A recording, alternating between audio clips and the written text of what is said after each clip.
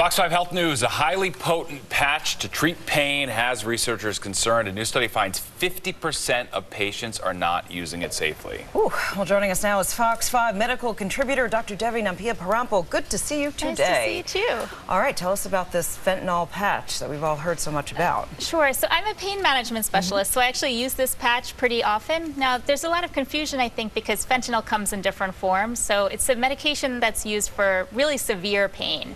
And the patch is used for constant pain. So if someone has cancer-related pain that's pretty much around the clock, or if someone has severe pain, let's say affecting the back, the knee, phantom limb pain, any number of conditions, but it's got to be constant and severe. Now the problem is that's the way the patch works. But fentanyl used in the OR by a lot of different doctors, let's say in the hospital setting, actually comes on and acts really quickly and then wears off really quickly. So you might use it for a colonoscopy or something.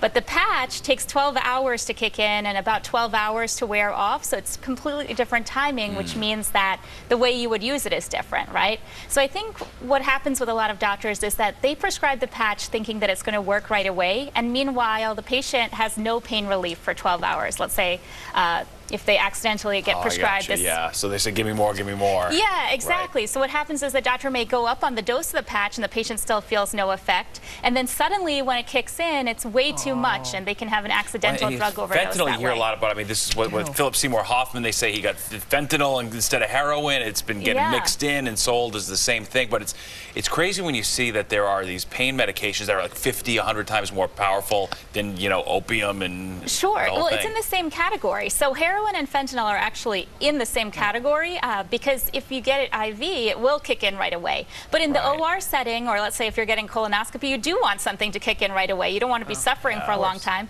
and you want it to wear off quickly. Now, the problem is the patch is sort of a reservoir, so that's why it takes so long to work. So basically, it sits on your skin, and then it takes 12 hours for the medication to kind of diffuse into your skin and into your fat.